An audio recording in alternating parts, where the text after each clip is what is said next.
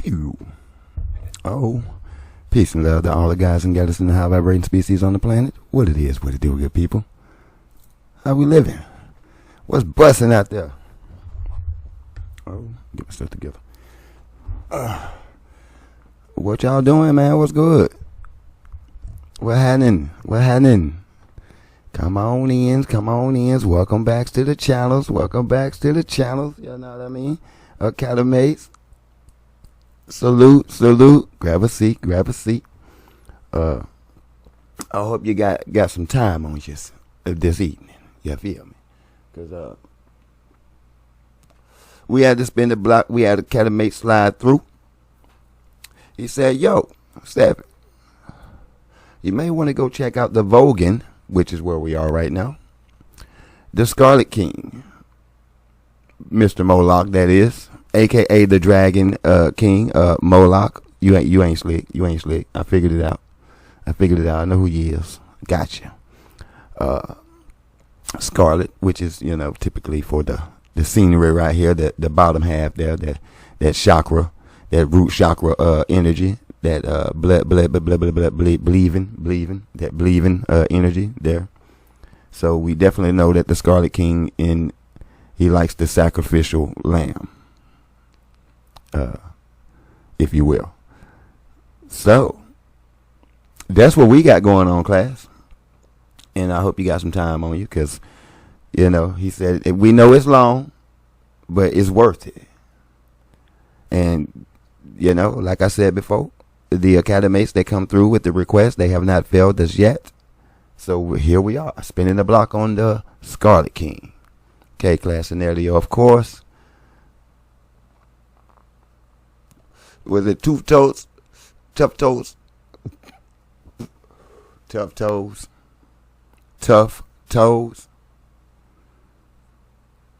toes proposal. Okay, hold on. See, I'm tingling. It's tingling. See what I'm saying? Tough toes. So that, like, listen, man. That's how they get you. They'll put it right. This is a prime example of hidden in plain sight, and you got to look through the hype. For all those luxurious rites, somebody bled tonight. Sacrificed to the goat. Go put the numbers together. You know what I'm saying? Know their language, how they code it. We won't slumber forever. Bum on them wherever, whenever we active.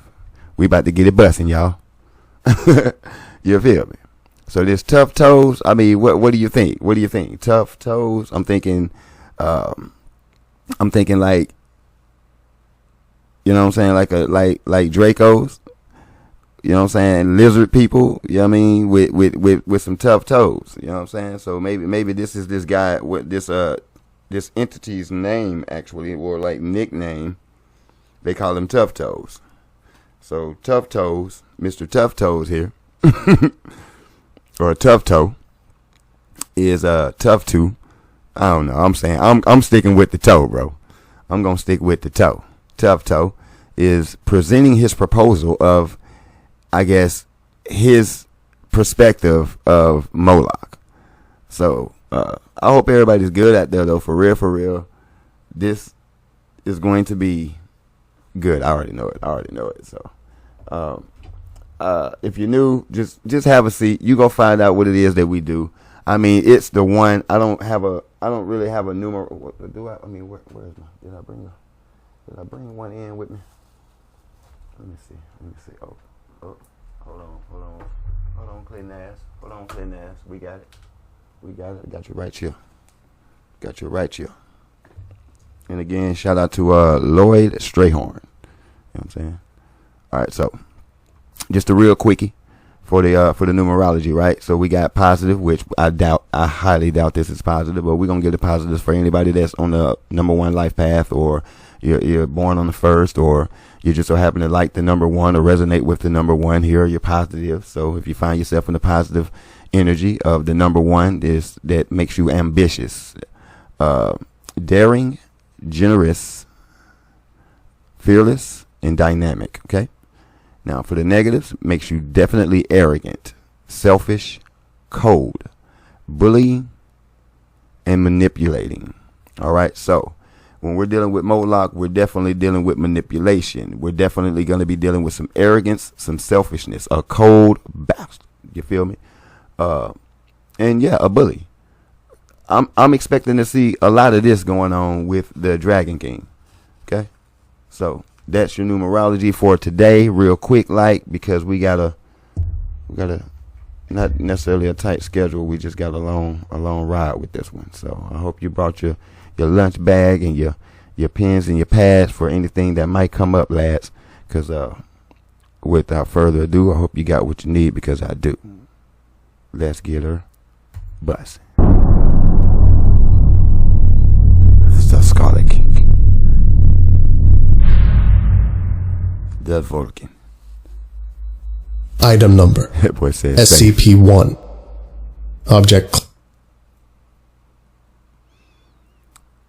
What we say? Manipulating? Why are you manipulating? What is this? What is this? What is this? Formerly a Keter? Okay, let's go. Class. Safe. Formerly Keter.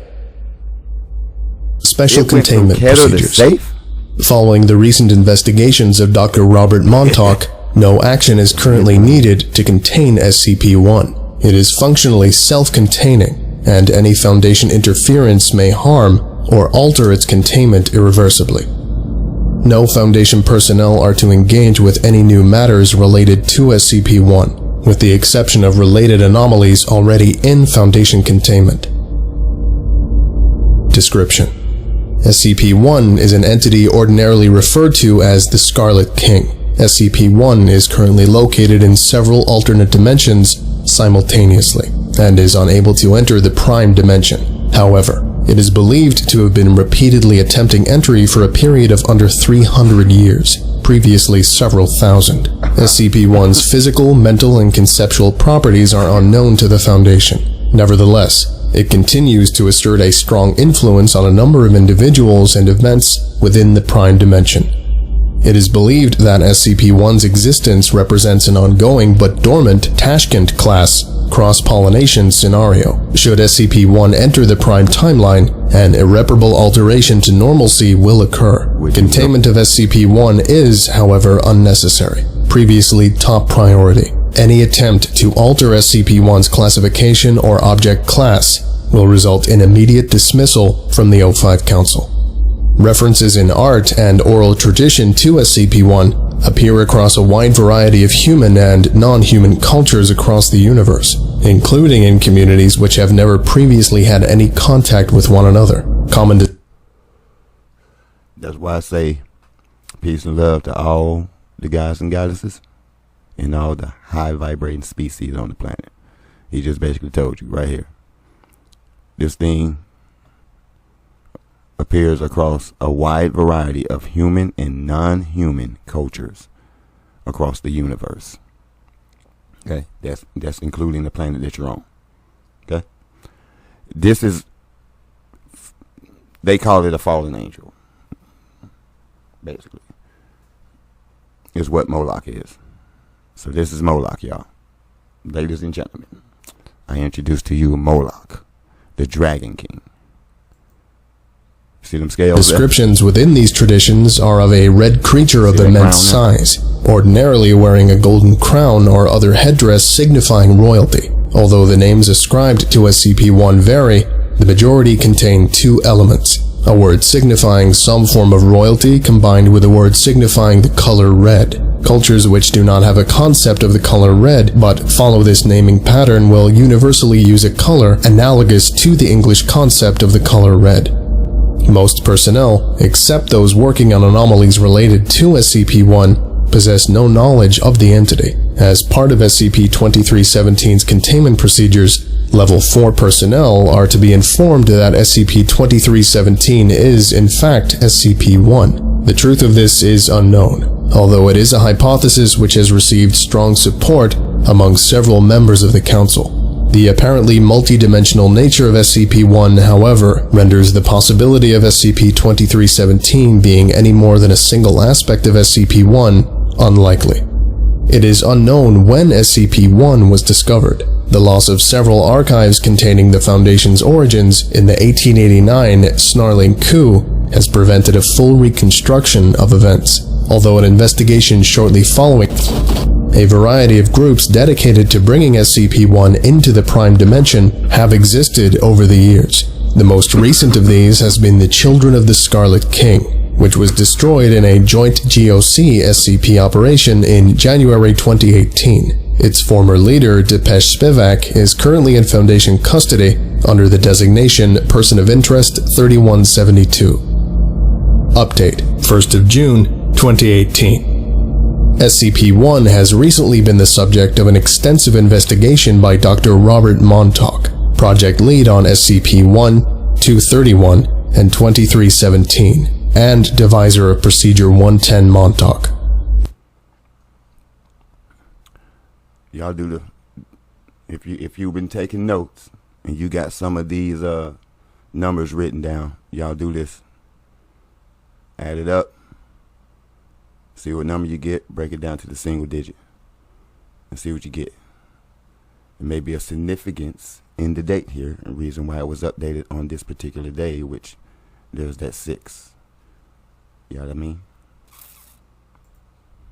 Based on the results of this investigation, SCP-1 has been downgraded to safe following a decision taken by the O5 Council. Upon the request of the former O513, a number of documents related to this investigation can be found below. In order to provide context and further information pertaining to this theory, these have been curated, categorized, and included by the former O513 herself with the permission of O51 in order to provide some context to this reevaluation. Phase 1. Blood. Document 1. The following is an interview between Dr. Robert Montauk and POI 3172. Date: 1st of April, 2018. Interviewer: Dr. Robert Montauk. Interviewee: POI 3172. Location: Site 713, Interview Room 2. Again, Dr. Montauk. I don't understand what you people want from me. Hello to you too, Depeche. I'm sorry to do this to you again. I think it's silly to be honest. What we want from you are answers. It's been what? Weeks? Months? You've dragged me down here into one of your interview rooms and asked me these endless questions. Well, you or one of your lackeys. I'm sorry if you've been made to feel uncomfortable. It was my intention, but it's hard to keep tabs on everything anymore. Y'all seen them appendage? Have the guards been treating you badly in any way? No, not really. I can't really complain. It's just their eyes. They look so dead, so cold. If you like, I can rearrange some personnel and put someone else on your security detail. We're a bit short-staffed around here at the moment, and a lot of our best folks are away. And then there's the paperwork and the endless oversight. There's been some trouble with... well, you don't need to know about that. You weren't what I expected, you know. You thought the Foundation would be different? No, I thought you would be. You'd heard of me. Of what you've done. Procedure 110 Montauk. Well, the people in my circles have done some dark things in their time. But that... I merely did what was necessary, Mr. Spivak. As a Foundation researcher, and as someone who doesn't want to see his loved ones die. Yes, that's very like the Foundation, isn't it? Yeah, everything done is justified by what is necessary. You see the world, the people moving through it, living lives touched only by totalizing universal laws of society and physics. And everything has to be channeled through those laws. And that which lies outside is to be contained. It's all so very simple. You wouldn't say that if you worked here. Some of us called you evil. I don't think that's quite it. That's kind of you to say. And to tell you the truth, I don't think you're quite what I expected either. Especially given your reputation. I've been told I am a hard person to get along with. Too cryptic, they say. One person even called me airy. I don't think I'd call you airy. Your head may be in the clouds, but you seem to be maddeningly smug about it. Granted, not as smug as some of the delusional cults who have passed through here. I suppose I should be thankful for that, at least. I'll try not to take that as an insult. But this is what I don't understand. Your procedure, 110 Montauk, it's not... I can't discuss that, I'm afraid. We must get on. Time and tide and all that rubbish. Please tell me what the children of the Scarlet King's overall intention was. The children are dead. There's not much left to tell you. I would like to hear things in your own words. Then I suppose you could say that our intention was to save the world. And how are you planning to go about doing that? By bringing the Scarlet King into this reality, of course. You know this already. But how would that save the world? Doctor, is this really necessary? You took away his daughters years ago and ended up killing most of them. You have already annihilated our society, and I'm sure you know all about what went on within it. We worshipped the king, pretending he was Satan or some other ancient god or evil. Our inner circle believed in violation as the ultimate holy act. We failed. You and the book burners destroyed us, and the matter has been put to rest. You seem awfully calm while describing the destruction of your life's work. What else can I do? I know how this is going to play out. Maybe I always did. Why do you refer to the Global Occult Coalition as the Book Burners? Were you and your group affiliated with the Serpent's Hand? It's complicated. It's a simple enough question. Excuse me. The Book Burners. Now that's significant. Because a lot of information in books were burned to hide certain informations right here. And here part of them informations that was burned. I'm just saying, when you do the research, you're gonna find this guy. So pay attention. I'm trying to tell you, pay attention. You gonna find, bro. You gonna find, bro. You gonna find such operations. Yeah, I mean, such things that's significant in certain informations, in certain stories, myths, as they like to call them. You know what I'm saying? Some of your creepy pastas and stuff like that. Yeah, it be stuff like that. That's, you know what I'm saying? Be the crazy funky tabloids that you get, that you see in the grocery stores, where it's like that section of stuff that is like, oh man, that's not real. You know what I mean? It'd be the realest stuff on the rack, and they're telling you, but nobody takes it serious. You know what I mean? And that's how they get away with so much of this stuff right here. Like, this being is real, like for real. They're telling you all about him. Well, what they know so far. You know what I'm saying? And all these connections with his children. And like, bruh, that's why I'm like, man, are y'all listening to this dude? Are y'all listening? I know we listening, but let's get it. But there isn't a simple answer. Still, yes, we were affiliated with the Serpent's Hand. Most of us passed through there one time or another. They will to disavow us, of course, if you speak to them about us. They're not monsters like we are. They have moral precepts, you see. Their whole point is to look for wonder, and since they see no wonder in the king, they repudiate us utterly. But they know, deep down, they need us. They need you? What for? For the same reason they let us live. We raided the library, fought them, skirmished with them. They had a huge quantity of dirt on us, far more than you do. But they never finished the job. They're as bad as you jailers, in their own way. The same compartmentalization, the same singular goals. Their existence is based in nothing concrete. The empty time of history. That's all. Indeed, they came into being the same time as you. You're more similar than you realize. That's impossible. The Serpent's Hand has been documented as existing long before the Foundation in any... No, you missed the point. The library's always been there, yes, but not the Hand. The Hand was something new, like you all are. You think anybody ever cared about wonder in the old days? Nobody cared about wonder. They cared about food, family, and blood. What's that supposed to mean? It means... you wouldn't get it anyway, but the Hand would. I think even the book burners do, in their own way. But the Hand is scared. They try to blot us out, forget us. We're what they should be, but never can be, you see. Look, Depeche.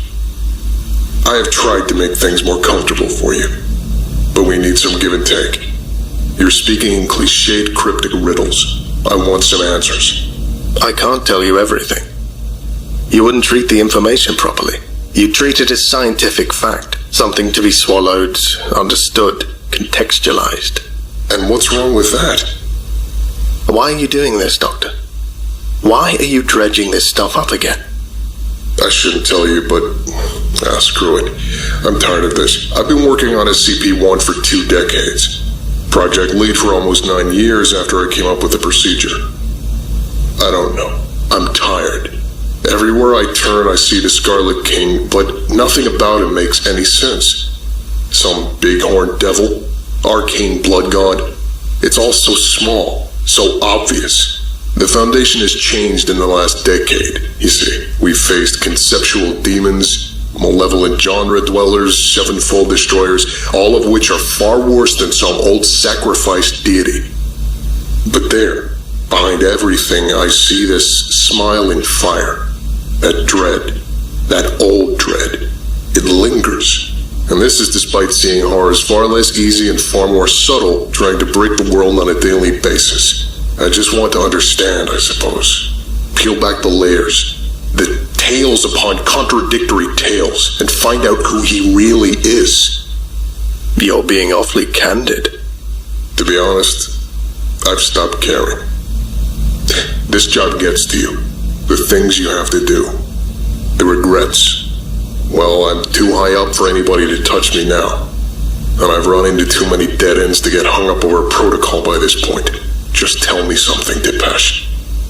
Anything. Okay, look. I like you, Montauk.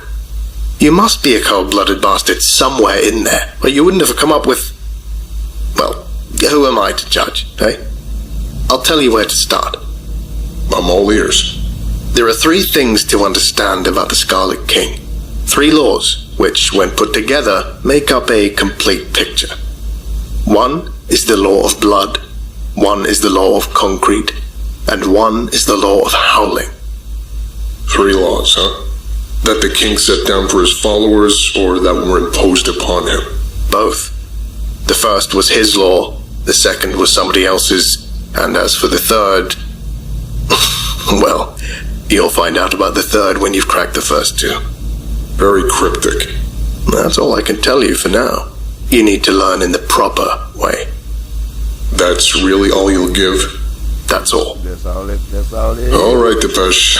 Good talking with you, as ever. Document 2. The following is an extract from the memoirs of... I mean, either he's being coy, Montauk, you know what I mean? Or dude is really dense. Like if you're really listening to what bro is saying, what is his Depeche, whatever, you know what I'm saying, he's saying, like he's really not talking over your head. You just gotta listen to him. Like, I mean, bro done said so much damn.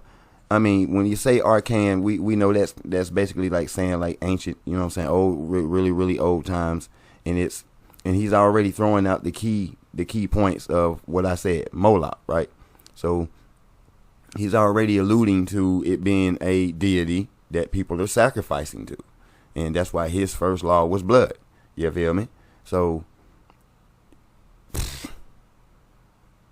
it's if the dude don't know that, then you know what I'm saying. Like I said, they're just into it, just trying to figure out what the heck. Like Buddy said, we're trying to figure out what's going on. And now these scientists here at the SCP Foundation, which dude is cold, like Dr. Monty, bro cold. Like he's trying to put on this persona right now. Like now I know that that's the guy in the other ones that I always be talking about. Like bro right there is cold blooded. So that's him. So we've cleared the board on the number 1 of the numerology in the negative section. We've cleared the whole board, bro.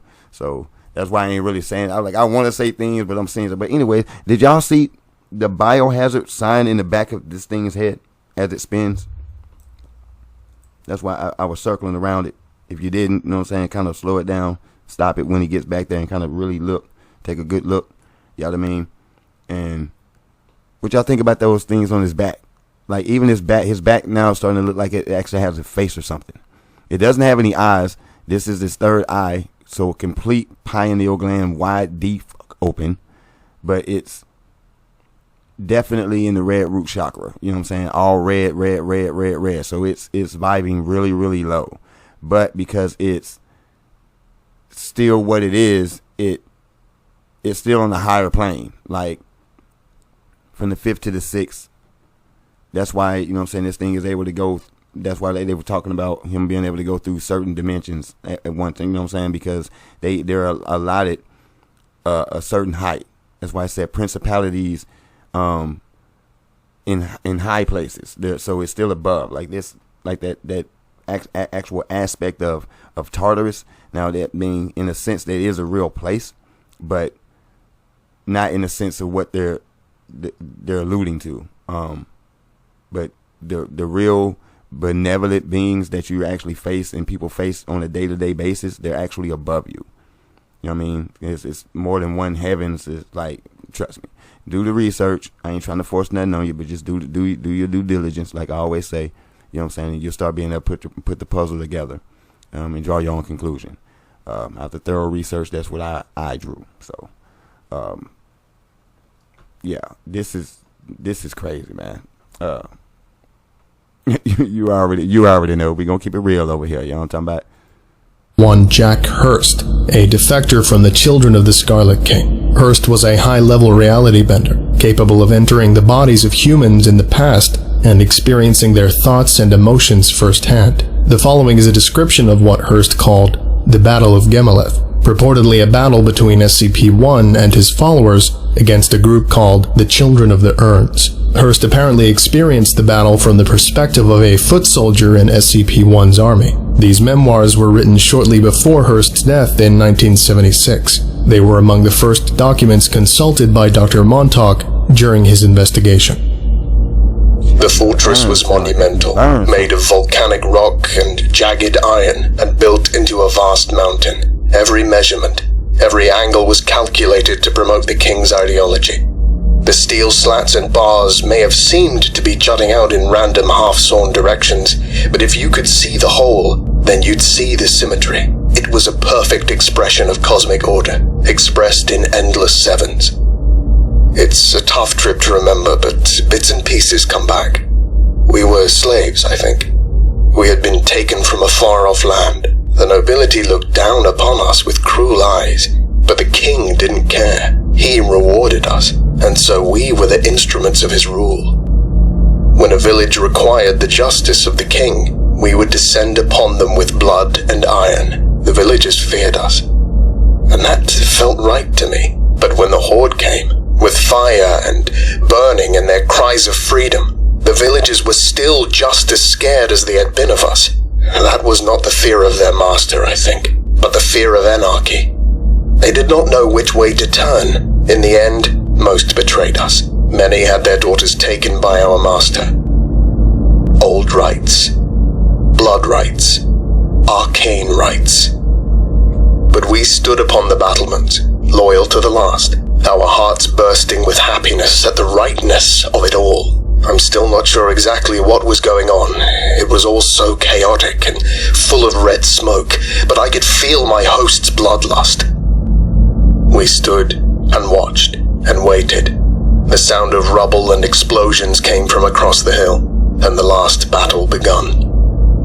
Then something strange happened. My host suddenly felt afraid, and he and I were somewhere else. The sky was not red, but black. I was not a slave, but part of a conscripted rabble. The peasants looked up at us. They were all starving. They held out their hands, begging, pleading, praying. The wind was their master, and it screamed at them. The horde was coming, but they, too, were starving. Then the scene flickered black, and I was in my host again, under a scarlet sky. The king's voice raged. The rabble of his armies was fleeing to the gates, but they would not open. Our arrows, coated in flame and pitch, flew back again, but the horde was undaunted. In my mind, I could see nothing but the fire of the king. I drew my sword. we all drew our swords. We all charged into the fray. And then, as it were, the scene changed again. There were no battlements, only the dark sky and the wind and a more ragged and lonely sky. The peasants pleaded, the nomads laughed, cheered, wept. The wind will rage no more, they said. The two scenes shifted in and out. A red fort bled into a black field. I have ruminated on it a long time, but I think they were the same battle, seen through two different eyes. Or at least, the memories of two different battles. The whole thing felt strange. It was not like most of my trips. It was a half-remembered cacophony. Two ideas ripping at each other. There was a timeline showing what really happened in that blackened wasteland, and there was one that had been made to be true, imposed throughout time on the truth. The last thing I remember was being sliced by a nomad sword, of a frail urn being held high, of 7 brides being ripped from a castle, or they were ripped from a field, taken as the spoils of war by some obscure tribe in some lost steppe. I remember the king screaming, writhing, thrashing as he was sealed. And then I died and woke up, back at the ritual. For a second I wondered if the others had just made up the king and sent some image of him back to the past. But I don't think that was true. They lacked the power. And besides, it was never a total lie. There was something in that wicked wind that reminded me of some of the older rituals. It was then that I decided to leave the children. I went that night, without a word. They didn't stop me. Probably figured it wasn't worth the effort. They were so certain in the success of their mission, but I wanted no part in that anymore. The things I saw were based upon the law of blood, and I can only pray that they never come to pass. Document 3. The following is a log of all known attempts by anomalous groups to force SCP-1's entry into the Prime Dimension since the containment of SCP-231. Date: the 1st of March, 2009. Group of interest: Provisional Children of the Scarlet King. Details of attempt: summoning attempt was performed by the ritual of smearing blood, and then the destruction of rubble recovered from the demolition of the Cochrane Gardens housing project complex in St. Louis, Missouri. It is believed that the children of the Scarlet King manipulated state officials into the demolition over the course of several years, and that this splinter group continued their work as the original children went into decline. Result: attempt prevented by a Foundation raid. Okay. I know what this is, y'all. I know what this is. But at first glance, seeing that they talking about what they're talking about, at first glance, just looking up at this date, I'm looking at OVO. Like, it just, and of course, I know what it's, I know what I'm seeing. You know what I'm saying? When it comes to the actual date, I know what it reads. But just when I just kind of like glanced over at it, it just looks like that says OVO.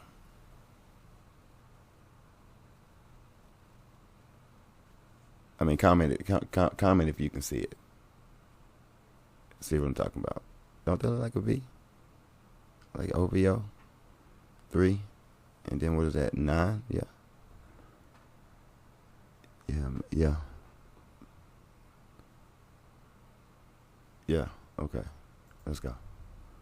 I'm just saying. Date: 12th of May, 2012. Group of interest: Red Guards. Details of attempt: appeared to be using the blood, bones, and spinal fluid of several animals, combined with ritual chanting to create a portal to SCP-1. A large number of SCP Foundation logos, carved out of bone, were placed around the ritual site in a defensive position. These logos were slightly incorrectly carved. Result: attempt not detected by any group of interest, and came extremely close to success. However, it appears a critical mistake in the words of ritual instead resulted in a large explosive blast and destroyed all the assembled members of the guards. It remains unknown why the guards apparently wished to invoke Foundation protection for their ceremony.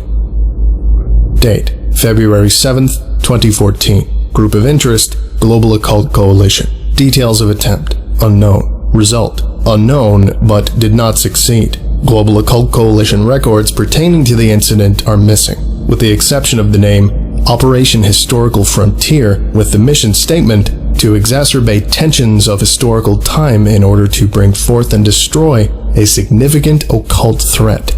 It is believed that several Global Occult Coalition operatives were killed in the attempt. Date, 1st of January 2017. Group of interest, Army of the New Dawn. Details of attempt. Attempt involved the ritual burning of several calendars adhering to the Gregorian calendar, while members of the group raised up blood-soaked calendars adhering to the Julian, Hijri, and Persian solar systems to an effigy of SCP-1. Result, attempt prevented by members of the Serpent's Hand. All materials were recovered and taken to the Wanderer's library. That's interesting.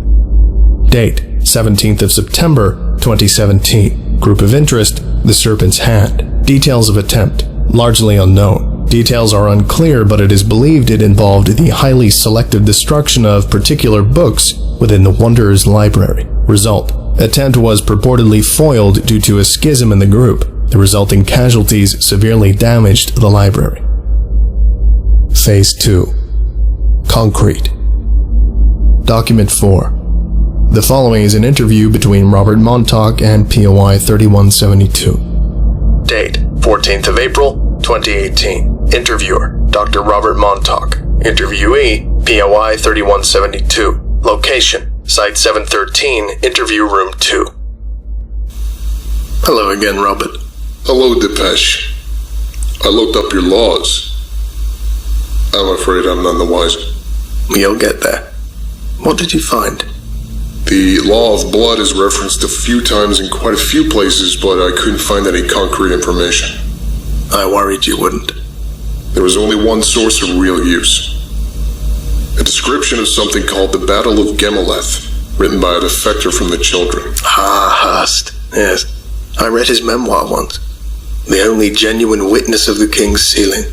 Although a rather unreliable one. How on earth? Oh, he embellished. He didn't leave straight away. I stumbled upon some early draft in his things shortly before he left. I was young back then, and I remember how passionately he argued after his vision. Said we got the king all wrong, and that he wasn't a demon or a monarch, but that he was a voice on the wind. When I was older and had figured it all out, I was surprised how close he got to a fuller understanding. He just wasn't quite there. I should have guessed he was a liar. He's not a liar, exactly. Just a little lost. And you only have my word for it, Doctor, which the Foundation has made abundantly clear it doesn't trust. There's no reason to doubt you. What do you have to lose? You seem as eager for me to learn the truth as I am. True. And on that note, I have a question, if I may. Shoot. The longer I keep you talking, the greater the chance you'll slip up and tell me something you shouldn't. Do you know why the Procedure 110 Montauk actually works? Why would you say that? Sorry, Depeche, I can't talk to you about that. That's okay. I think I know the answer anyway. Tell me, did you lose someone? I don't know what you mean.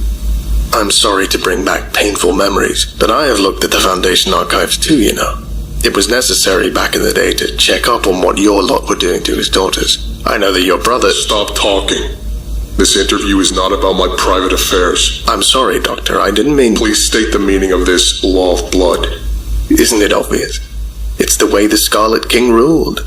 There was order, but it was through the imposition of an iron will on the peasantry, through armies of slaves, through a nobility bred to be cruel, the realities of the world of his day in his corner of the globe.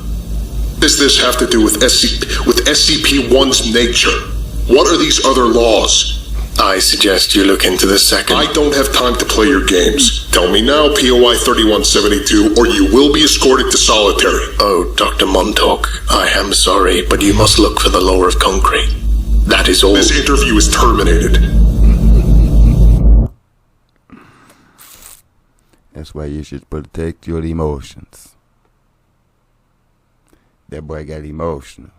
But that's what you get for playing with people, boy. You can't expect, you know what I'm saying, keep messing with people's lives and doing all that stuff to people, you know what I'm talking about? You see what they were talking about the first time? Y'all always keep dragging me down here. You feel me? Like, you want me to answer questions, but you don't want to answer questions. Come on, folk. That ain't how it work, folk. That ain't what we doing, folk. I give you some, you give me some, folk. We got to make this even across the board. Now, I know what you I know what you thinking, but nah, we can't do it like that. So I'm gonna pull your card. You trying to pull mine? I'm gonna pull yours. I mean, we good, right? You know what I'm saying? Like I'm just like I just don't be. It'd be the arrogance, and that's why I told you he cold. You know what I'm saying? I think that's why he cold. See, that's why Buddy pulled that card. You lost somebody. They don't know what you mean. But like, boy, come on, dude, don't play that game. You know you lost somebody too. Everybody lose somebody. Everybody. We all got to go through that. It's your understanding of it, or understanding or overstanding of the situation, you know what I'm saying, is determines on how on that person. Prospectively. You feel me? The pain's still there though, in a sense. Still don't make it okay, you know what I'm saying? Can't just, you feel me? So, but yeah, like when in these type of situations, all the stuff that y'all have done, like, bro, you got some nerve to get, like, you know what I mean? It's crazy, because it's like you lost somebody, but imagine what you've done to people. D-class. Let's talk D-class for a second. You feel me? Like, come on, man. You can't be acting like that, all emotional and stuff. But you cold. Oxymoron. Document 5. The following is a page from the 1891 report of Agent de Beauvoir on Lost Foundation archives following the 1889 Snarling coup. The report was lost shortly after de Beauvoir's termination in 1895, along with several other documents from the Foundation archives. This page was recovered through unknown means by Dr. Montauk. No other materials from these data losses have been found. Summary. The documents lost are extremely extensive, covering a wide range of data concerning... Small note. I think these may be the eyes. I know earlier I said, you know what I'm saying, I don't think it had any eyes, but I'm thinking this may be like sensors or something, because I'm on the other side where it's lit. I'm like, that looks like an eye. Concerning the Foundation's early history. In particular, several documents related to SCP-1 have gone missing. However, my investigations have provided me with a great deal of information, and I believe that I can say with some certainty that the historical record, as stated in Scranton's comprehensive history, remains broadly intact, albeit with some modifications I will detail below. Scranton's work states that the Foundation was founded in 1824 by the merger of 13 worldwide organizations, with a particular interest in preventing awareness of anomalous activities. The most prominent of these were the Foundation of the Secure Containment of the Unnatural, the Divan-e-Jadui, the United Sites of the Department of Unexplained Affairs, the Council of Five Overseers, and the Committee of Paranormal Ethics. Scranton goes on to tell us that this was done in response to the threat posed by SCP-1, and that the early Foundation had an extensive role to play in that anomaly's containment. However, the documents I have before me present a rather different picture. It appears that the Foundation was not founded in response to SCP-1 at all. Indeed, I cannot find any references to the present SCP-1 prior to 1826. It appears to have been a highly publicized attack by SCP-173 in New York, which was the initial impetus for the Foundation's formation. SCP-173's still unresolved containment breach in 1854 is, I believe, the reason for the alteration of the record. Scranton's embarrassment at... Document 6. The following is a table compiled by Dr. Montauk. It shows a series of votes passed by the O5 Council correlated with incidents potentially or certainly involving SCP-1. Date of vote, 9th of July, 1844. Description of vote. Vote to officially standardize documentation across the SCP Foundation. Passed 13-0. Related SCP-1 incident. A series of hymns devoted to SCP-1 heard outside Site-1. Date of vote, 1st of February, 1857. Description of vote. Vote to standardize containment procedures for SCP-1. Passed 12-1. Related SCP-1 incident. All members of the O5 Council reported dreaming of an unidentified man of South Asian origin weeping. Date of vote, the 9th of November, 1895. Description of vote. Vote on the termination of Agent de Beauvoir. Passed 6-5. 2 abstentions. Related SCP-1 incident. A large quantity of blood-stained sheets of paper with the words SCP-1 written in blood over each sheet spontaneously manifested in the bedrooms of all members of the O5 Council. The blood was later identified to belong to Agent de Beauvoir and an unknown species of poultry. Date of vote, 10th of October, 1902. Description of vote. Vote on the implementation of the site system. Passed 10-2, 1 abstention. Related SCP-1 incident. A location in North America saw sudden and unexplained wildfires. Residents reported seeing dragons made of fire and a horned crown appear in the night sky above the area. The wildfires were found in 2007 to have begun at the location of the future Site-19. Date of vote, 23rd of January 1922. Description of vote. Vote on the containment procedures for SCP-2317. Passed 4-3, 6 abstentions. Related SCP-1 incident. Several cracks appeared in the earth near Containment Area 179. Red smoke was seen pouring out of each crack for 7 minutes, before the cracks abruptly closed. Date of vote, 8th of February, 2011. Description of vote. Vote to unify the project purviews of SCP-1, SCP-231, and SCP-2317. Passed 10-2. 1 abstention. Related SCP-1 incident. A series of hymns devoted to SCP-1 heard outside Site-1, interspersed with the sound of laughter. Date of vote, 31st of March, 2018. Description of vote. Vote on the object class reclassification of SCP-2317. Passed 9-4. Related SCP-1 incident. Several interdimensional rifts open outside Containment Area 179. These rifts alternated between opening on Universe Kappa Erakesh and opening onto an unknown dimension. This unknown dimension is characterized by the presence of a large quantity of red smoke and an unknown number of human voices screaming from within. Document 7. The following is an extract from the 1972 political work Manifesto for Old Order by Children of the Scarlet King member Adrienne Cartwright. Cartwright's work is only found in unpublished copies among anomalous circles and groups related to SCP-1. Fragments such as this were recovered by Dr. Montauk during the course of this investigation. The sin of modernity is vital to understand. It is not that we glorify the pre-modern. The suffering was very real and very extant. We must not fall into the trap of seeing the past as a series of beautiful Arcadias, full of dancing around maypoles and shepherds living in pleasant anarchy. The past was brutal, but it was also real. It wasn't really the pre-modern too. That is merely how historians have characterized it. They are wedded to their theory of modernization and can conceive of no alternate mode of development other than a singular drive towards the contemporary West, with other modes of living seen as being stuck in some imagined earlier place on a timeline. It's all nonsense. The people of the past were capable of seeing the world as it really is. Those of us who have joined the King's forces can all see this truth, that there is something very, very wrong with the world in which we live. Our buildings are made of calcifying, peeling concrete as we shamble each day to jobs and lives created solely for the purpose of maintaining their own system. But there is no other way to live.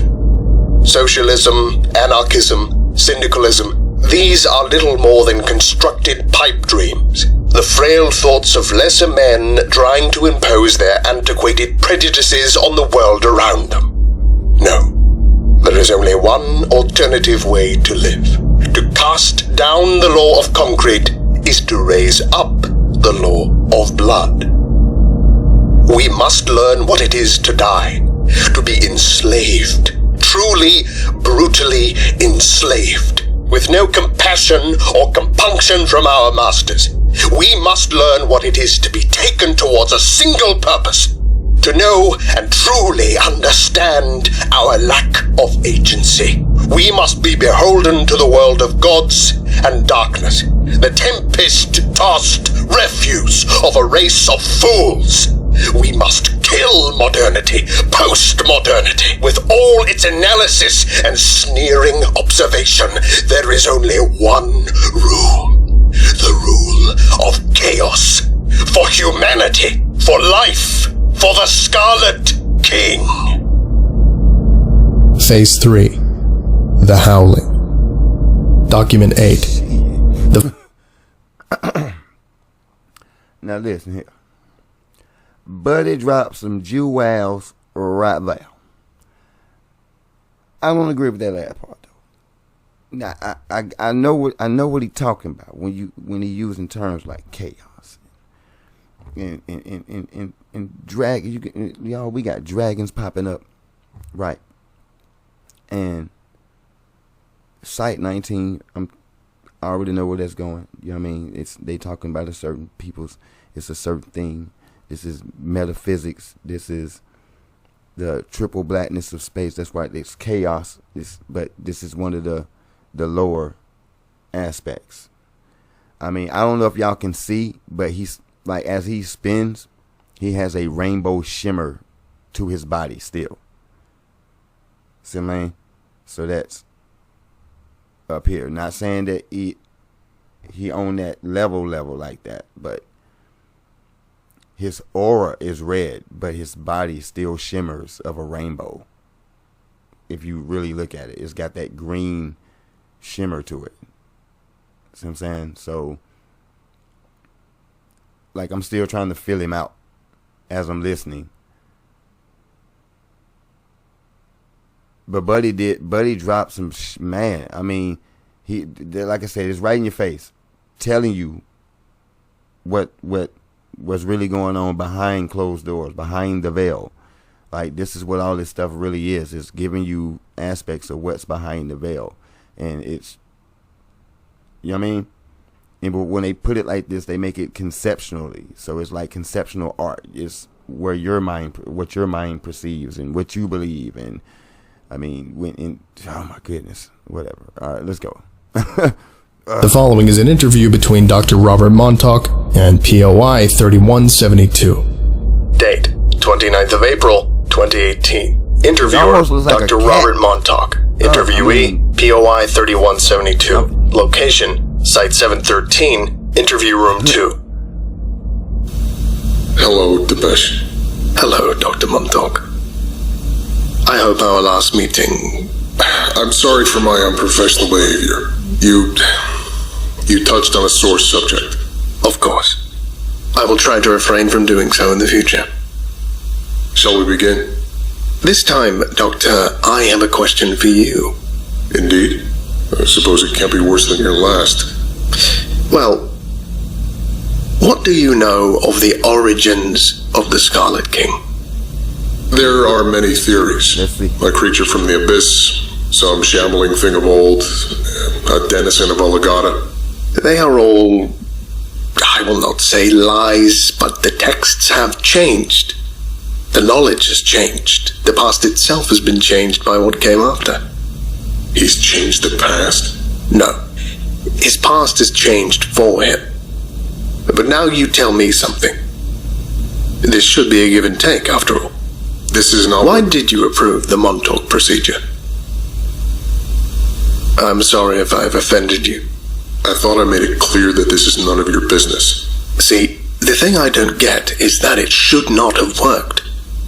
Not in the way the Foundation does. This is not under discussion. What happened to Jacob, Doctor? What happened to your brother? This interview is... all right, I'm sorry. But see, hey y'all, you know what I'm talking about? I just said it. Like bro said, this should be a give and take.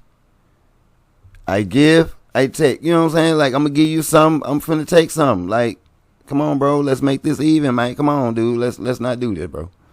I'm gonna give you some info, you give me some info. You know what I mean? It's not gonna go anywhere. I mean, come on, bro. What's the harm in it? I'm not trying to hurt you, Doctor. Truly. I just want to understand. It's just, it shouldn't have worked. The child should have been born. I was angry. When I drew it up, it was unprofessional. Did you think we took Jacob? Well, what the hell was I supposed to think? I start looking into your lot, making discovery after discovery, and then he Look, this isn't relevant. All right, I'm sorry I asked. But can we agree that this was not a decision made scientifically? That it was done in a moment of rage, fury, hate? I didn't... The girl. I didn't mean to... But you did, Doctor. Look, I'm sorry. I don't mean to dredge these old wounds up for you. Why are you then? Because I just want to understand. And now I think I do. How? I don't know where to begin. Let me go back. I don't think your department has very much activity in recent months. Not after the Hands attempt to open the gates, right? Your procedure keeps the girl from giving birth. The nomads keep fighting their endless war. The spears are safely locked away by the book burners, and the Devourer, well, there's nothing you can really do about the Devourer now, is there? SCP-2317 isn't SCP-1. Wasn't SCP-1. But the thing is, you've been telling everyone he is. Technically, you're meant to think that he is, if I understand Foundation hierarchies correctly. You are only a level 4, after all. I don't understand. Across every culture, in every city and tribe and civilization, you've come across the idea of the Scarlet King. Always the same. An emperor in red with a burning crown and an ethos rooted in some archaic fear of female sexuality. He is always the same. A monster that is all-consuming and terrible, but so understandable. The big bad thing in the dark, full of rape and fire and old blood ritual. Does it never strike you as odd that this is the thing behind the eyes? You've faced monsters far grander and more subtle, as you've told me yourself. But always there's that lingering fear and knowledge of this hidden but oh so simple thing standing behind it all. You know it strikes me as odd. I told you as much myself. But I also stopped trying to make sense of our world a long time ago. The anomalous does not play by the rules of man. I'm too old to start redefining the universe. But the thing you don't remember, or don't know, is that this wasn't the only past. The Scarlet King used to be something very different. He wasn't a monarch. And he wasn't always red. He was the whisper on the wind that kept the peasants working, staring up in fear of his righteous famine. He was that inborn knowledge of a world of gods and demons which belied human agency and existed beyond us. He was the cold hunger of famine that had no rhyme and reason, but the cold apathy of a supernatural beyond us. And given enough belief, he could be the Devourer too. He is a creature of truth. You mean he transformed from one type of deity into another? The Scarlet King is not a deity, Doctor. The Scarlet King is an idea. What? But he's real, physical. We've seen... I can't tell you anymore. Not yet. Did you find anything out about the law of concrete? No, not much. I found out that there seems to be a disturbing correlation between the activities of the King's followers and certain decisions made by the Council. I see. But there wasn't much else at all. The trail led me to some lost documents, but eventually all I found was a dead end. A document about the Foundation's origins and some insane old child ranting on about modernity. Cartwright, I presume. That makes sense.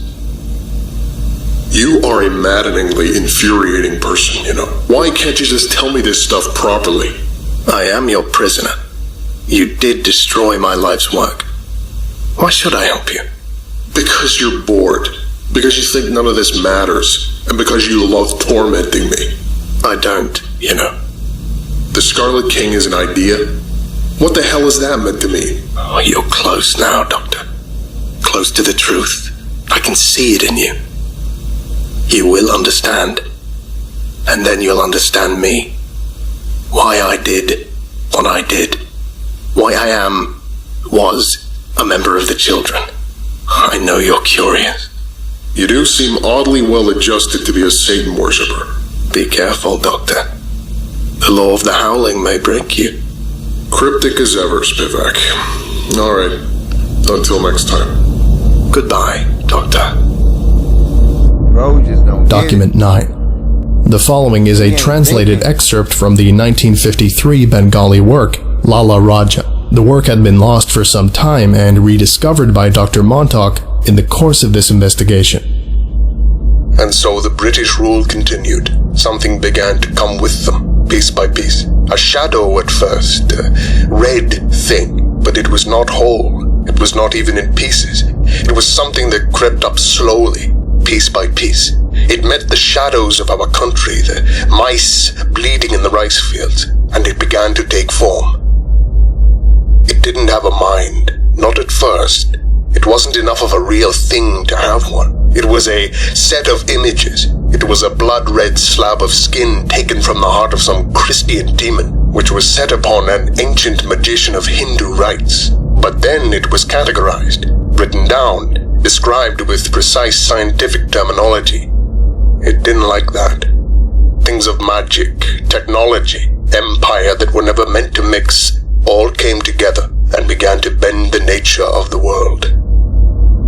As Europe came to us, more and more as we learned to be civilized, our religion began to change too. Anantashesha was not an ancient and capricious god in the form of an immense snake. It was a moray eel of scientifically unusual size, noted for producing amnesiacs and causing a cognitohazardous effect. We learned that we were Hindu, that we always had been Hindu, and that all our various and mixed beliefs were all variations on a singular ideal, because the British weren't comfortable enough with another way of living which could not be classified, explained, killed, like a butterfly pinned to a board.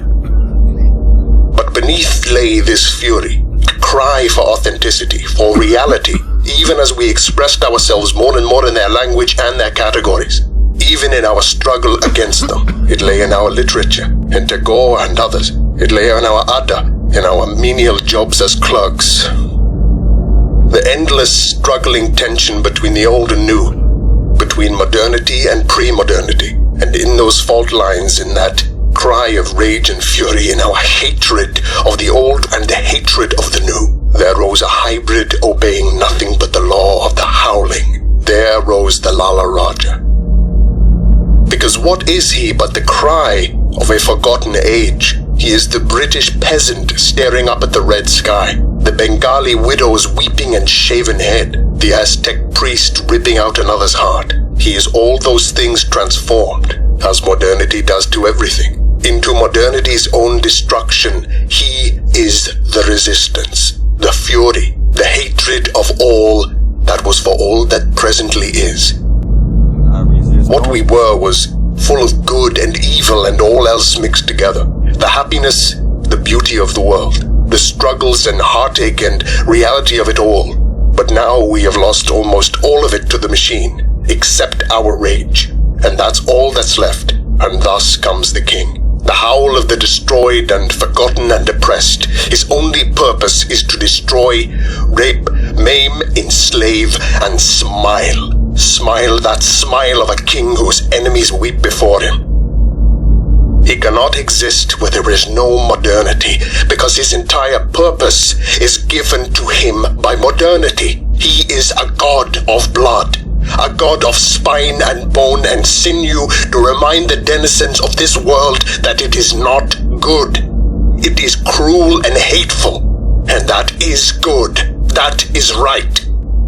Modernity is a sin, and he is the correction, so that we can once again live as we must. Cold and hungry and starving and very, very afraid. Document 10. The following note was found in Dr. Montauk's personal quarters. It is believed to have been written shortly after Dr. Montauk's discovery of Lala Raja. SCP-1 is a conceptual entity created at the boundaries of the modern and the pre-modern. The Scarlet King is a thing of blood and bone and sinew. His rule is just. The justice of the dark. SCP-1 is a creature, Emperor. A physical being made manifest in a conceptual. He comes with fear and a sword dripping with wrath and fire. SCP-1 originated in ancient Turkmenistan. It is believed that it was originally a Scythian deity who rode with thunder in their hooves and the bow on their backs, laughing as they slaughter. SCP-1 is a scientific phenomenon. It will be classified. It will be contained. Described. It will be understood as an anomalous entity, as with every other, but he exists in the cracks, the fault lines. He feeds on description. He feeds on science, on the objective principles and qualities. 7 chains, 7 brides, 7 seals for the Scarlet. I am Robert Montauk, Level 4 researcher, project lead on SCP-1. I am a researcher. I impose my solid mechanical will. I am in control. I possess agency. I possess agency. I am a quivering thing, looking up at a dark and clouded sky, fearing the Almighty God. I am free. I am chained. I am a doctor. I am a child. Document 11. On the 22nd of May 2018, a large crack appeared in the wall of POI 3172's containment chambers. The crack appeared to open on another dimension. A large quantity of red smoke could be seen pouring out of it, while an unknown number of human voices could be heard screaming from it. Foundation staff found themselves unable to enter POI 3172's containment chamber. POI 3172 informed them that he would only permit Dr. Montauk entry into his chamber and would communicate with nobody else. After some debate, Dr. Montauk was permitted entry into the containment chamber to interview POI 3172. The log follows. Date, 22nd of May 2018. Interviewer, Dr. Robert Montauk. Interviewee, POI 3172. Location, Site 713, Humanoid Containment Chamber 77. Dr. Montauk enters the chamber and approaches POI 3172. POI 3172 is standing in front of a jagged crack in the far wall. Red light and smoke can be seen emerging from this crack. Hello there, Depeche. Hello, Doctor. Always formal, even to the last, aren't you? Can I ask you what this is? A plea for attention, mostly. I wanted to see you again, and my requests were all denied. It's been weeks, Doctor. I had nothing to ask you. I thought so. You have deduced the truth, haven't you? Maybe, yes. Did that just... It grows and shrinks depending on the situation. Different actions have different meanings, and thus different effects. It all depends on context.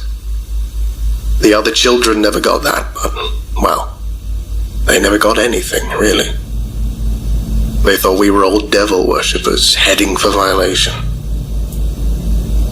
Only I understood the point. It took me a while to understand. I didn't think you would. Just tell me. Did the procedure even matter? What we do, is it even relevant?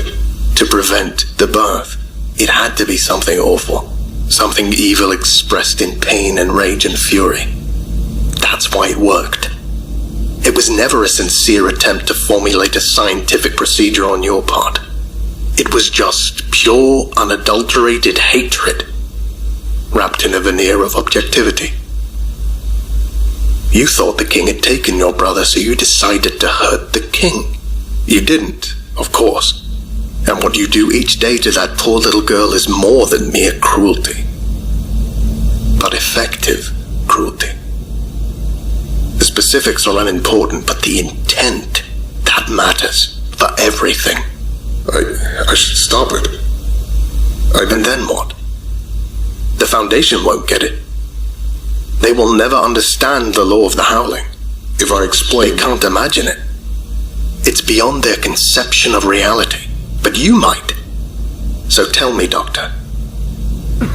Do you know why the Scarlet King exists? Because modernity and No. Because the SCP Foundation exists. Modernity helped shape him, define the contours of his rage. But it was when modernity started interfering in his kingdom that he was crystallized. Modernity in the form of you. Your lot came first. You came into being to lock away, classify, pin down everything that didn't fit into your philosophy of enlightenment rationality. Everything had to be understood, contextualized, transformed from fairy and godhood into simple, comprehensible chunks of logic and matter.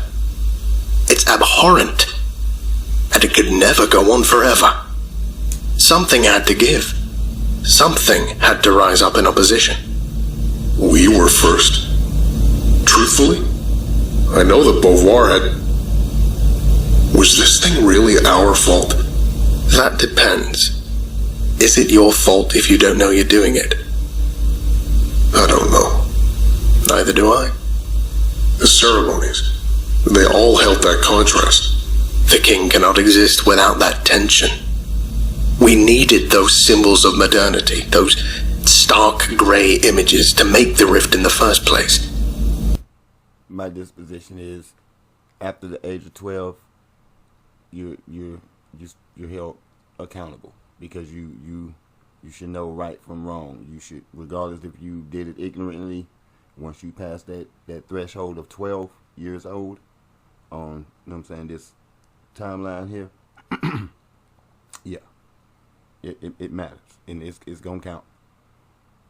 And if you're paying attention and growing and getting into certain knowledges, right, you'll be able to figure out why certain karmatic things are happening in your life, or certain chaotic things, or yada yada. You know what I mean? Because a lot of people, including myself, have done things ignorantly and have brought negativity into your life.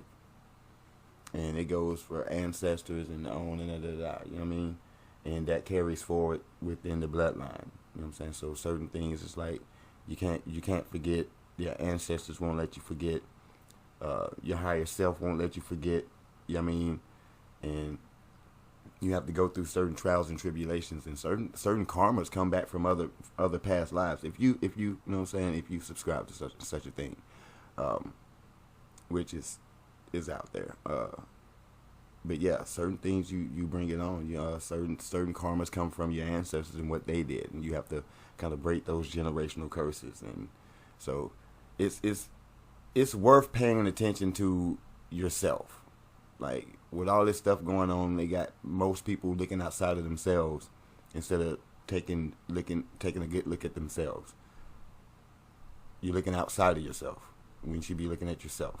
You should know who you are and what you're about and what you've gotten into. And sometimes you'll be able to notice when it's you and when it's maybe aspects of your grandfather, you know what I mean, or grandmother, or great-greats. You know what I mean?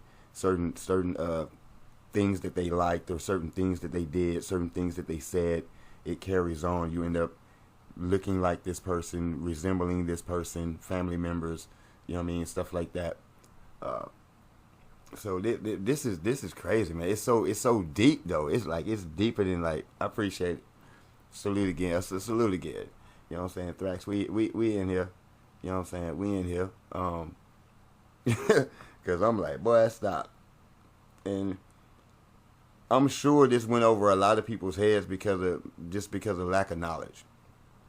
Just lack of knowledge of certain things. Because it's like, man, I'm sitting here listening to this. Like, dude, they done gave y'all so many Jews. This dude is dropping so much science right now about what's going on. That's how I ended up figuring out who this dude was, just by the other one that I did.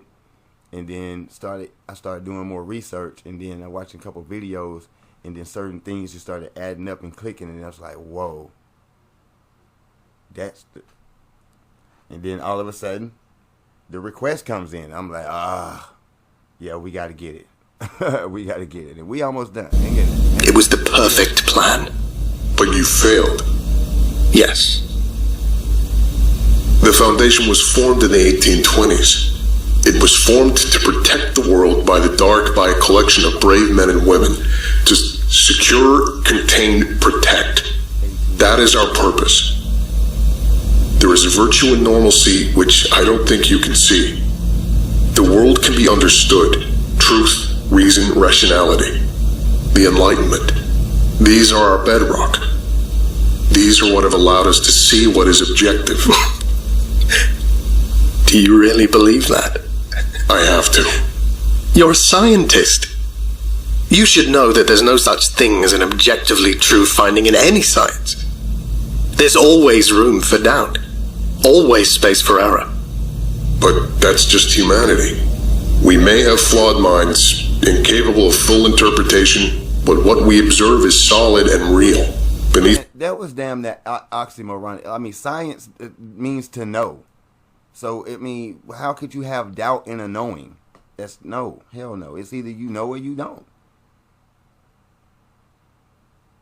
Like, you can be like, I know this aspect of it, but I don't know the results. You know what I'm saying? I don't know what'll happen if this, that versus this. I know if you do this, then bam. But I don't know what'll happen if you mix this with this. You see what I'm saying? Like, come on, bro. You can't have a doubt and a knowing at the same time. So you can't mix the two. You can't use the term science with that. Like, you can't. Like, it just. Or did I hear that wrong? You know what I'm saying? Maybe I heard it wrong. But I'm just like, wait a minute. Hold up. Science is to know. But let's get it. If at all, the laws, the bedrock. The bedrock is defined by the number 7. 7 chains, 7 brides, 7 seals, 777. My whole life has been defined by that number. It tortures me. Endless heptagonal shapes dancing behind my eyes. We're not allowed to live. We're not allowed to be people. That is the true luxury of modernity. Despite its coldness and its creaking wounds, to be able to be a full person. 7, 7, 7. 7 girls taken away by raiders in the cold, as the wind demon howled and howled, so the Scarlet King had to have 7 brides. Modernity is not always cold. It's less brutal than slavery. But what is it for? Is that the only purpose? A mere absence of brutality? What's the point of having peace and kindness for its own sake? So you can smile for a few decades before falling dead into an empty grave? Self-affirmation for a finite self? I don't understand it. I never did. I grew up trying. I wanted to be like them, like you. But the system just stared down at me with contempt. Maybe it's not coldness, Doctor. Coldness seems to be objective. It can't be that. Because there is no objectivity. There is just screaming and the madness and the need for purpose. Did you really think that nothing is true? There's truth, but it's never final. There's no ultimate reality, Doctor. No totality, no concrete way in which the world is run. There's just what we make of it. The clay things we bind together and crudely make in the clay. All this introspection. Who's in there with him? Who knows? His 7 brides, his loyal nomads, ancient servants, more creations of the gap between realities. I don't know anymore. It all breaks down in the end. All I see anymore is the fire. I don't see the worlds, or gods, or kings. I don't see anything but the flames. What else is there? This stuff? Matter and the physical? All banal, all fake. I only see the smile of my king, forged out of burning and frail matter. And it's the sight that hurts. It hurts so much, behind the eyes. It is burning and being consumed, and it's never, ever finished. then why not stop worshipping him? I was a frail thing. I was born in the cold and the dark. I tried my hand at writing when I was very young. I tried my hand at many things. Bartering, starving, surviving in the marketplaces of Calcutta. Like so many of us struggling to live while you Westerners grew fatter on our forgotten wealth. I grew mad. There was no meaning, no purpose. In a country born to be ripped apart. I tried gods, but they were silent. I tried reason and atheism, but they were just as empty and unreal. Because they were always going to be. Because... Don't say it. You have to hear it. I don't want... No, listen, Robert. Just listen. You know now what the Scarlet King is. He is a creation of swirling anomalies, of so many different times all over the world. He is the memory of a world that is lost. The pre-modern world, made manifest in a form of hatred for modernity. The new, the humanism and smiling coldness that marks our day-to-day existence, forged from a perfect balance of irreconcilable anomalies and our breaking minds. He is an entity created by this overwhelming, unavoidable tension, of the howl of the old world when faced with a cold, grey, purposeless new. He is the revenge of our fallen past. He is the idea of the ancient in a world which discards and fetishizes it. He is the tension between the modern and the pre-modern made manifest. Yes. He is the fault line between two irreconcilable worlds. And he can only, in the end, destroy them all. And that is what is right. What do we do now? You shoot me. Let them take my corpse. Go back to your life. It won't last long now. The King's coming is inevitable. You might try to do something to stop it, but it won't work. The Foundation has too much at stake. Too much resting on the preservation of their ethos. They will coat the world in concrete grey, and the King will rise from the ashes, and the children won't even have to lift a finger. I don't believe you. Believe what you like. Come, Doctor. I think it's time. Just tell me one more thing. Was it you who took Jacob? No. We had no idea who he...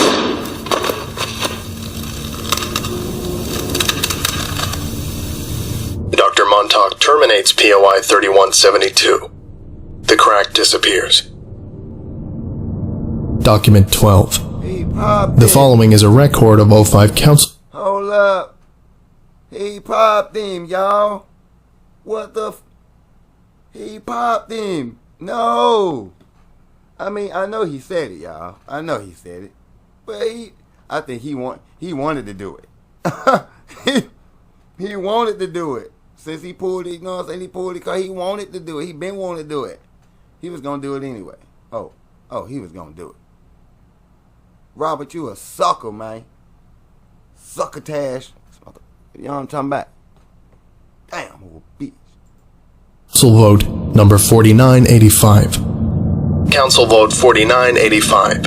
Vote to approve suggestions made by Dr. Robert Montauk on Foundation operating procedures for improved containment of SCP-1, proposed by O513 on the 30th of May, 2018. 4. O52, 6, 7, 10, and 13. Against. O51, 3, 8, 9, 11, and 12. Abstain. O54 and 5. Vote denied. Okay. Statement by O51. Dr. Montauk's investigations have been most illuminating. They have certainly raised some serious concerns about how the Foundation has been operating in recent years, but we feel his suggestions go too far. The ethos of the Foundation is comprehension. Postmodern notions of the fallibility of objective universal truths are all very well in academic circles, but the Foundation has always been first and foremost concerned with practicalities, basing its analyses on the hard sciences and unquestionable truths. Changing our intentions and modus operandi is frankly an absurd proposition. Our duty is and always has been to die in the dark, to protect those in the light. If we begin to abandon or redefine the notion of what dark and light are, we risk a sharp descent into tyranny, incoherence, and the loss of our mission entirely. This must not happen. We cannot engage in cavalier redefinitions of what the Foundation's very essence is. We thank Dr. Montauk for his work, and we will be accordingly updating SCP-1's classification to safe as a result of it. Containing SCP-1 is no longer as difficult as it once was, despite its potential danger. If Montauk's information is correct, then it seems clear to us that the Foundation should simply take a more laissez-faire attitude towards SCP-1's containment. We look forward to a more productive containment relationship with our oldest anomaly going forward.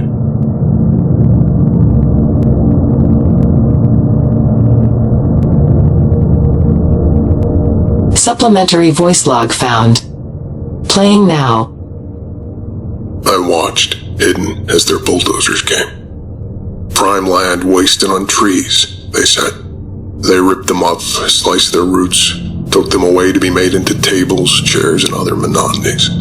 Then, over weeks and months, they flattened it. They poured concrete into the rest. It was scraped and shaped, cut into neat little squares, arranged precisely and in an orderly fashion. Walls rose up, great walls of concrete. Windows, their measurements precisely regulated. A series of standardized bricks for other parts. Construction crews and workmen and all the rest working efficiently and precisely for a long time, filling in the details, the furnishings and precise abstract wallpapers and everything else that went into making a facility.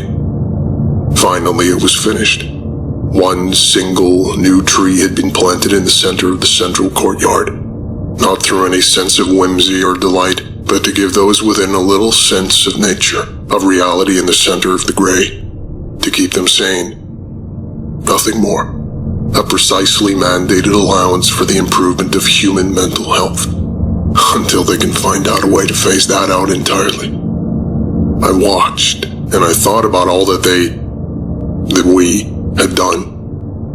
I thought about the world they wanted. I thought about their spinelessness. I knew what good was, and what evil was, and I saw none of it in either of them. I thought about hollow men made of straw, plastered together with thick paste and sold in 1,000 identical ways in 1,000 identical shops. I thought about what we had lost, and I howled. At night, the day before the site's grand opening, I dug up the seeds of the tree and replaced them with a seed of my own devising. And over Site 231 will stand a thing of blood and bone and sinew.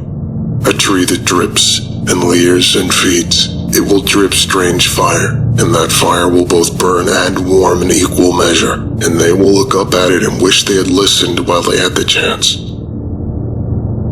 I know this path is wrong, but at least it's a path. With thoughts and prayers. Robert Montauk, child of the Scarlet King.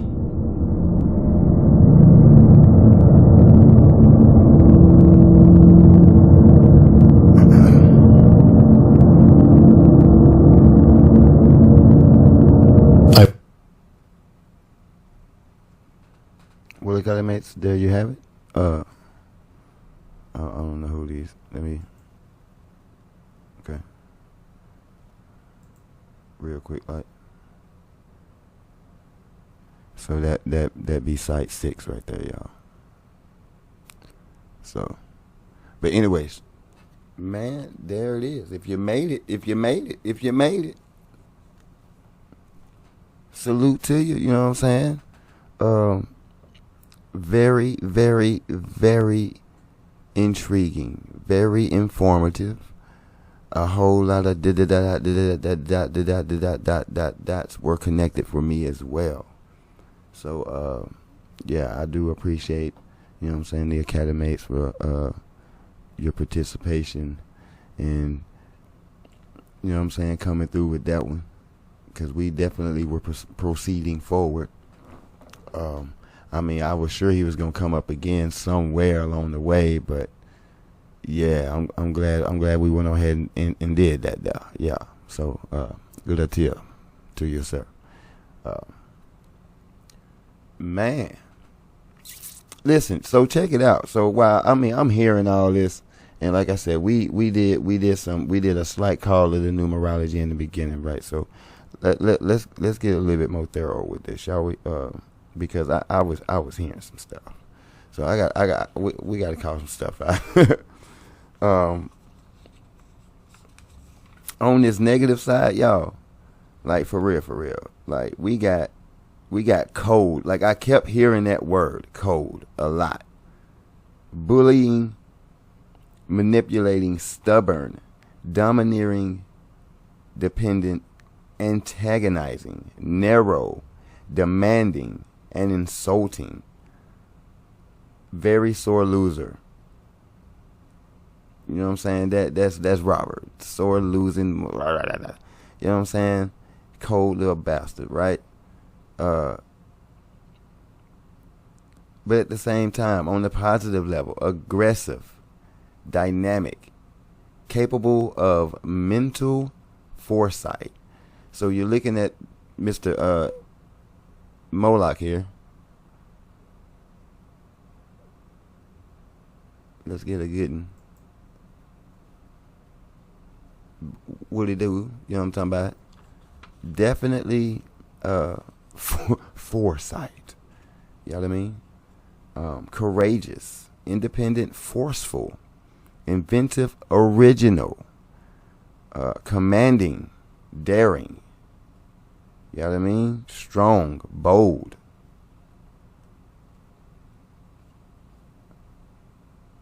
All right, so here, let's check out a couple occupations, shall we? Administrator, director,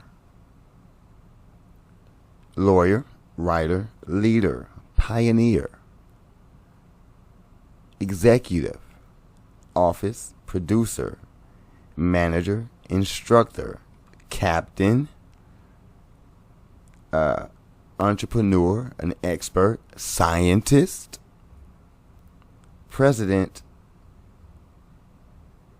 the first in life.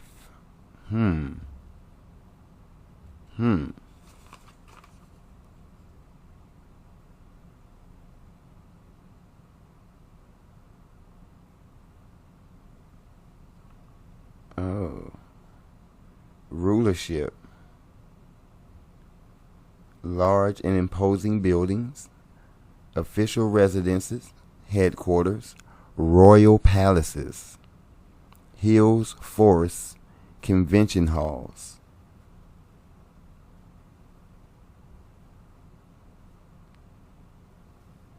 Yeah. And oh, in the health, high blood pressure, because bro, hey, Dipesh was putting that pressure on that boy, for real. And definitely masculine in nature, and it is ruled by the sun, which is fire. It represents Leo, you know what I'm saying, in the 5th house. So we definitely was busting the mark on positive and negative levels. Yeah, everything's matching up for the number 1 in numerology. Definitely, I don't see why you would consider it safe, considering the fact that what it's about to bring to that you know what I'm talking about, is going to be a scorcher and a sting. Not to mention you got the biohazard. Is that the biohazard? No, yeah, or radiation. Or I think it's biohazard, maybe. Symbol on the back of his head. Y'all see that? That's why I pointed it out. You know what I mean? Y'all check that out if you didn't see it. You know what I'm saying? Maybe I'm tweaking. You know, I don't really think so. You know what I'm saying? It spun around. It kept licking. It really looks like that sign. So y'all let me know if y'all saw that. What y'all let me know what y'all think about this. Again, you know what I'm saying? You may or may have not seen this before. If you haven't, definitely let me know. If you have, I mean, I would love to hear your take on it. I'm actually blown away. And like another thing I was talking about earlier. Y'all see that rainbow? See what I mean? And that's what they was talking about, him being, he didn't used to be in the red chakra, meaning he was vibing higher than that. And that's his, you know what I'm saying, the benevolence that would have been in him. But now he's almost like, I guess they're trying to say that he's malevolent now. And then there other points that they made about him having the sword, coming with a sword, you know what I'm saying? All this type of, it's like, wait a minute, bro. Hold up. Slow down a little bit. So, I mean, that's why you got to use critical thinking. You have to, like really take this in and listen to what they're saying. Now, I know I'm looking all around, but believe me, I'm on my side, you know what I'm saying? We observant, like we real increment with detail. We like to get up in there, you know what I'm saying? And really, so I'm always paying attention. I may miss a couple things because more than likely I'm listening for something else. But like I said, if we have to spin the block because the ancestors feel like I missed something, they're gonna, you know what I'm saying, figure out a way for me to spin the block on something. So here we go. So obviously I was missing something with the Scarlet King, and more than likely probably we weren't gonna get back to him no time soon. So it's like, no, before you get too far gone, you know what I'm saying, Thrax, you let him know what's going on with that, and tell him to spin back. So we spun back on that. But I'm like, yeah, I'm definitely interested. I actually want to hear more, because I know there's more to tell with this dude. But this dude was very informative, though. You know what I'm saying? Yeah, I mean, but being an actual child of course, he should have you know what I'm saying, everything you need, but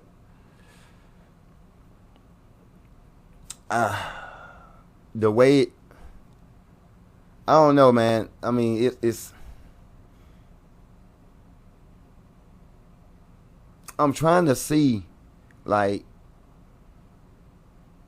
yeah, this okay. I can't really give y'all a you know what I'm saying, my ultimate conclusion, because I'm sure that it's missing stuff. I'm you already know. I'm sure it's missing things, especially some real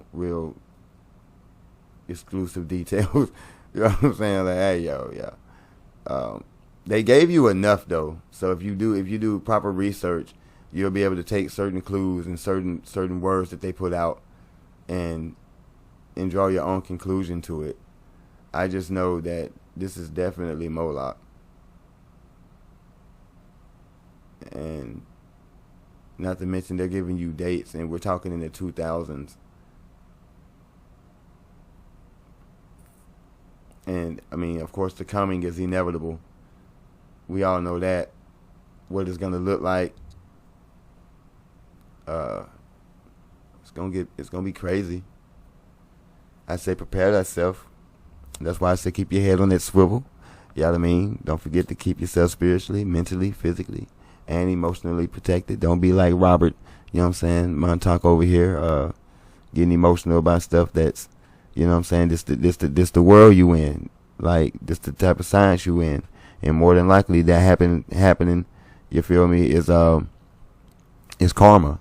You know what I mean? So y'all in here being real cold, and you can't be bitter because somebody came through that's on a tear that can look right at you and see that you got tears in your eyes while you got this cold, stern look in your eye at the same time, and they can see right through that, and see, they can just see that stern look is really pain, is really more you cold, that cold energy, and then they pick up on that frequency, and they see your aura, and that your aura's like got this blemish on it and cold, like, so, and you just mad that somebody can pull your card like that.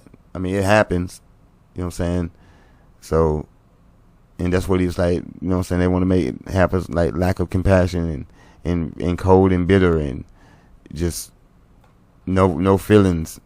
I mean, sometimes it's good because so much happens, like certain culture, certain neighborhoods and stuff like that. Like people we become numb to the it's crazy, like, because I refuse to accept it.